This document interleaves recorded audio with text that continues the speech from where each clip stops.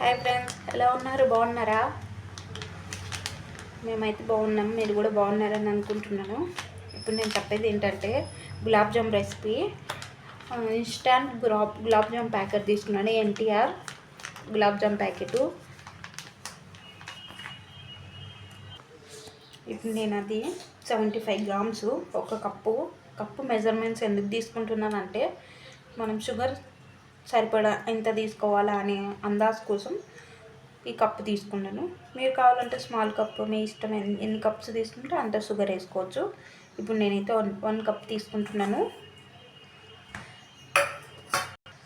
దీన్ని అయితే ఇలా తీసుకున్నాం కదా, ఇప్పుడు పక్కన పెట్టేసుకోవాలి. ఇప్పుడు దీన్ని కలుపుకోవడానికి కొంచెం పాలు, కొంచెం వాటర్ వేసుకుంటున్నాను. ఇది గోధుమ పిండిలాగా, పూరి పిండిలాగా మనం కలుపుకోకూడదు, చాలా స్మూత్గా కలుపుకోవాలి. అలా కలుపుకుంటేనే మనకు ఉంటలు అనేవి విరిగిపోకుండా మంచిగా వస్తాయి. ఈ మునివేళ్ళతోనే నీట్గా కలుపుకోవాలి. పాలు అనేవి మనం చూసి సరిపడినంత కలుపుకుంటూ వేసుకోవాలి. చూడండి, ఇలా కలుపుకోవాలి. మీకు కావాల్సినన్ని సరిపోయే అన్ని వేసుకోండి. పాలు కానీ వాటర్ కానీ మీ ఇష్టం. పాలు ఆప్షనల్, మీకు నచ్చితే వేసుకోండి, లేదంటే లేదు. నేనైతే వేసుకుంటున్నాను. ఇలా కలుపుకుంటూ ఇలా స్మూత్గా కలుపుకోవాలి. ఎక్కువ మెత్తగా గట్టిగా కలుపుకోకుండా నెమ్మదిగా స్మూత్గా ఇలా ఉండాలి. కలుపుకుంటే పిండి ఇలా వచ్చిన తర్వాత దీన్ని ఒక క్లాత్ కానీ లేదంటే మూత కానీ వేసి పక్కన పెట్టుకోండి. ఇప్పుడు షుగర్ సిరప్ రెడీ చేసుకుందాము.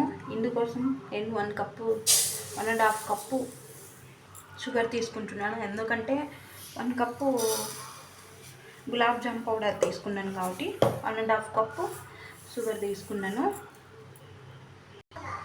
1.5 కప్పు షుగర్కి 1 కప్పు వాటర్ వేసుకోవాలి. ఇప్పుడు స్టవ్ ఆన్ చేసుకొని లో టు మీడియం ఫ్లేమ్లో షుగర్ సిరప్ని రెడీ చేసుకోవాలి. చూసారు కదా, ఇలాగ తిప్పుకుంటూ మంచిగా షుగర్ మొత్తం కరిగే వరకు తిప్పుకుంటూ ఉండాలి.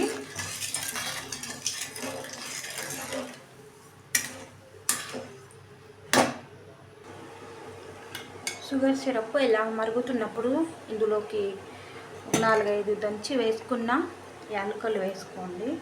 మీకు యాలకులు నచ్చకపోతే యాలకుల పొడి అయినా వేసుకోండి. ఇందులోకి అలాగే రోజ్ వాటర్ కానీ అజ్మో వాటర్ కానీ వేసుకోండి.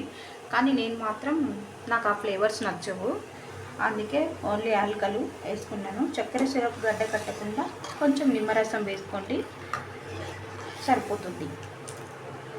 ఇలాగ షుగర్ సిరప్ తయారు చేసుకోవాలి.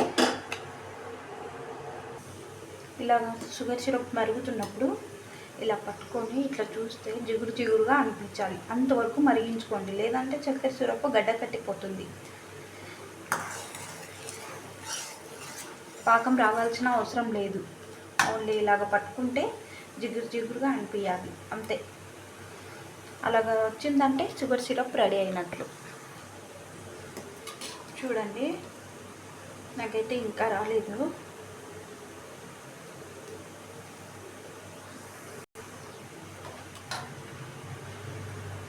ఇప్పుడు షుగర్ సిరప్ రెడీ అయిపోయింది. ఇలాగా జిగురుగా అనిపించాలి. స్టవ్ ఆఫ్ చేసుకొని పక్కన పెట్టేసుకోవాలి. ఇప్పుడు ఒక కడాయి వేసుకొని అందులోకి నూనె వేసేసుకొని లో ఫ్లేమ్లో మరిగించుకోవాలి.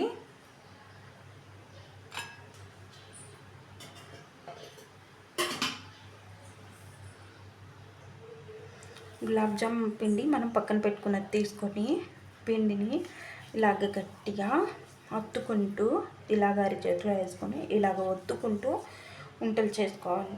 ఎందుకంటే అలాగ చేసుకోవడము మనం నూనెలో వేసినప్పుడు గులాబ్ జామ్ ఉంటలు విరిగిపోకుండా అలాగే ఉంటాయి.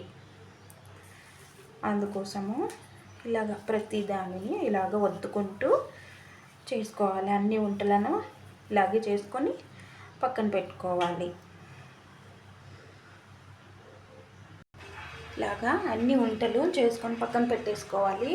ఇప్పుడు నూనె వేడైందా లేదా అనేది చూడాలి. ఇలాగా బబుల్స్ రావాలి మనం ఆయిల్లో పిండి వేస్తానే, చూడండి అలాగా రావాలి. అప్పుడే మనం లో ఫ్లేమ్లో పెట్టుకొని చిన్నగా ఒక్కొక్కటిగా అన్నీ వేసేసుకోవాలి.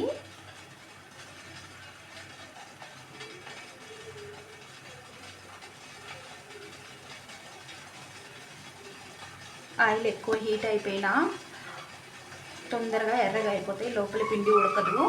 చూసుకొని లో ఫ్లేమ్లో పెట్టేసుకొని ఒక్క రవ్వ హీట్ అవుతానే హై ఫ్లేమ్లో కాకుండా మీడియం ఫ్లేమ్లో ఉడికించుకోవాలి. చూడండి ఇలాగ పొంగుతాయి, అవే పైకి పొంగాలి. ఇలా అన్నీ వేసేసుకోవాలి. వేసుకున్న తర్వాత వాటిని అన్నీ వేసిన తర్వాత చిన్నగా ఒక గరిట పెట్టుకొని ఇలాగా తిప్పుతూ ఉండాలి. అప్పుడే అన్ని వైపులా ఎర్రగా కాలుతాయి.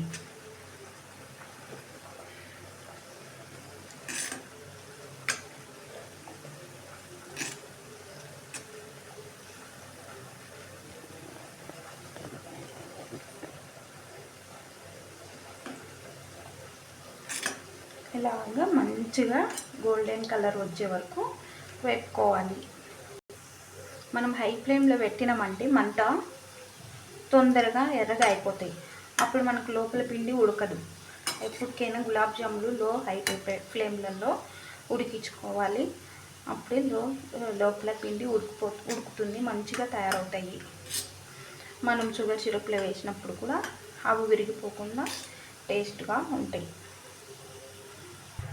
ఇలాగా గోల్డెన్ కలర్ వస్తానే మనం తయారు చేసుకున్న షుగర్ సిరప్ ఉంది కదా, అందులో అది షుగర్ సిరప్ కొంచెం గోరువెచ్చగా ఉన్నప్పుడే వేసేసుకోవాలి.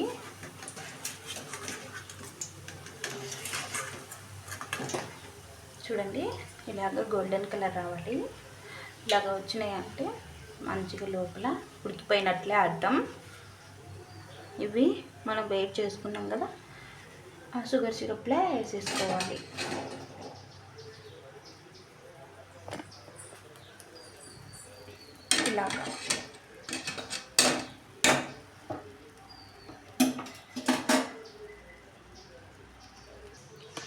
ఇలాగా చల్లటి వాతావరణంలో వేడి వేడి గులాబ్ జాములు వేసుకొని తింటే ఉంటుంది చూడు, అబ్బా ఏమి రుచి!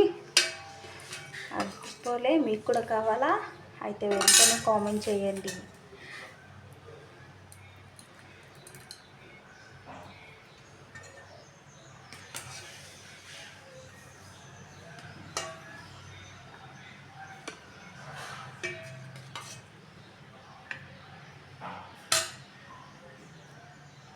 మీకు కూడా కావాలంటే కామెంట్ చేయండి, వెంటనే రెసిపీ తయారు చేసేసుకోండి.